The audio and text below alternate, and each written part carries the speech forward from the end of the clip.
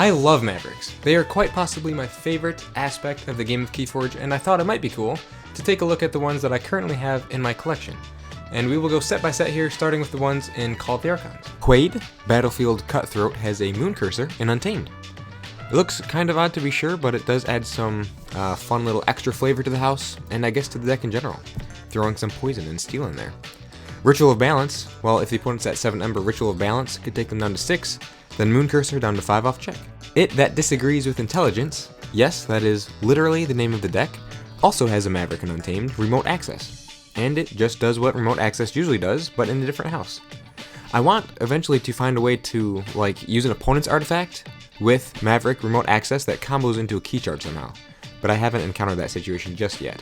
Thorgerd, Scryer, Kragander, you don't want to know how many tries it took me to type that correctly into the script, has a Maverick Dust Pixie in Mars. It's super cool to use such a staple of Coda Untamed in a different house. A house that has ways to burst, but using, very different processes than Untamed. If only I had a key abduction in there too to use with him. That would be super cool. There's also Expert Doyle Cold Vision, who also has a Maverick showing up in Mars, interestingly.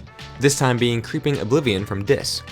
This card just looks nasty when it shows up in Mars, at least in my opinion. But yeah, once again, it just sort of does what it always does, but in a different house. Always fun to see, even though it doesn't really provide all these cool new synergies like some Mavericks can. But anyway, on to Age of Ascension. Razzle Dazzle Carl, Catacombs Villain, has a Persistence Hunting in Sanctum. This deck also has a Persistence Hunting in its regular house, Untamed, so it's cool to see them together, like when they come up in the same hand or whatever. The Sanctum also has a Blinding Light, so used together with the Persistence Hunting in Sanctum, it's kind of like using a bunch of Echo Pearls all at once, but without the Enrage. So not really like Echo Pearl, but kind of similar. I think Persistence Hunting looks really clean in Sanctum. It's just nice visually, the blue suits it. We've got Spinola, Spawn of Lurkit, who has a Helper Bot in Untamed. The main point is that with Logos also being in the deck, it kind of restricts how useful the Helper Bot actually is in Untamed. It still specifies you may play a non-Logos card, so playing Helper Bot out of Untamed won't let you play a Logos card in the current Untamed turn. So you'll be stuck playing something from this. Zoliak, the Empathic, has Wild Wormhole in Mars. Mars Wild Wormhole functions pretty much the same. It'll just play a card, just like any other Wild Wormhole would do. But it's just fun to find it in a deck with no Logos though, making it so it'll always play out a non-Logos card, which can be interesting. The Prince of Vapid Pit is one of my worst decks, sitting at 51 sass, but it does have a Screech Bomb showing up in House Logos. Having an extra Screech Bomb that I can use at any time in addition to the actual Brobnar house that's in the deck is pretty nice. There's also a Curator to go along with it, which can provide some really awesome synergy all in the same house. Even though this deck is rated so poorly, it's still a lot of fun to play because of all the neat stuff it has. On to Worlds Collide. The Duchess that gossips about poetry has a Maverick Sanitation Engineer in Brobnar. It's a sort of boring creature to have a Maverick of, but it's still cool nonetheless. Maybe to get some of those other lame cards out of your hand. We've got Dense Gideon of the Forest, who's only 53 sass, so at this point I probably would have gotten rid of him, if not for the Maverick Alaka in Saurian. And this deck has lots of Saurian creatures in it that want to fight too, so Alaka can actually put in some work sometimes. Another reason I like this deck is because it has 2 copies of Ortanu the Chained, with 4 Ortanu's bindings. That, combined with the Maverick, is all super cool to me. The last Worlds Collide deck, Wooden Midnight Zitkala, actually has 2 Mavericks in it, an Axiom of Grisk and Shadows, and a Warrior's Refrain in Starlines. Let me tell you, it feels really weird to take a Shadows turn and drop a board wipe in the midst of it. Very odd. And the Warrior's Refrain honestly looks really good in Star Alliance. All those colors just go together really nicely in my opinion and kinda match. I like it. But yeah, 2 Mavericks in a single deck is pretty rare, besides Exchange Officer Mavericks, so I'm very happy with this find. Speaking of Exchange Officer Mavericks, I've got a number of those moving on to Mass Mutation. Jay Plimpton, the Cove First Mate, has the Exchange Officer switching out for a Shoulder Id in Star Alliance. What's funny is that one of my other decks, UJ Spark Skork of the Hazardous Street, also happens to have a Star Alliance Shoulder Id, but without the Exchange Officer. So it's interesting to have 2 separate Maverick Shoulder Ids that show up in the same wrong house in different decks. The Eminent of Modicity, at a dreadful 49 sass, has an Exchange Officer swapping out in Logos with an Infomorph. Again, a pretty boring creature to have a Maverick of, so in this case it's really just for looks, seeing it in all its Star Alliance glory, providing some draw icons.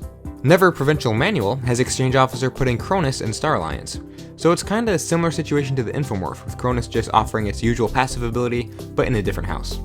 The deck has 8 draw icons in it though, so wherever the Cronus shows up, it's probably putting in a decent amount of work. And then there's Mac Isaac the Meticulously Flyspecked. This puts Champion and Naphiel in Star Alliance, so it's cool to throw down some protection at the same time as the other Star Alliance creatures. None of these Mavericks that I have from Mass Mutation are super exciting, all of them doing their usual thing but in a different house, but 3 of them offer protection that usually doesn't show up in that house they appear in, so that's kinda cool. And lastly, let's move on to Dark Tidings. The entity that barely forges angels has an Almsmaster that shows up in Saurian, and a binary Moray that shows up in Unfathomable. There's also a regular Almsmaster, so it's cool to see them show up together. The Almsmaster is actually super nice to have in Saurian, since they're usually pretty beefy creatures to begin with, and having a little extra capture on play is always great. But I love the binary Moray. It looks so good in Unfathomable, like it belongs there. It's super cool to have some potential archiving in a deck with houses that don't do any archiving. It's a really neat find overall. And finally, I have Slick Renegade Tomokemix, which has a Guiltspine Netcaster in Logos, and a Sink or Swim in Untamed. Again, both of these cards just look so good in these houses. The art fits so perfectly. And there's also a regular Sink and Swim in the deck to go along with it. So there you have it. That is every Maverick that I have in my collection. Obviously, it's not like the craziest, biggest Maverick collection, but I still really enjoy Mavericks, so I thought it might be cool to show what my Maverick collection looks like. And let me know in the comments if there are any synergies that I may have missed that these Mavericks provide, because I'm sure there are a few points that I missed. Or if you guys have any neat Mavericks, please tell me about them. Perhaps send them to me in an email. I think I have my email linked somewhere on my channel, probably in the About page of my channel somewhere. But yeah, send me a picture of the Mavericks that you have that are probably way cooler than the ones that I have. I would love to feature them in a future video. And also probably include a picture of the identity card, the deck list, so then we can compare the synergies and whatnot. But yeah, if that's something that you guys are interested in, that would be awesome. I would love to take a look at other people's Mavericks collections. But yeah, that's all for now. Thank you so much for watching, and I cannot wait to see you all again in the next one. See you later.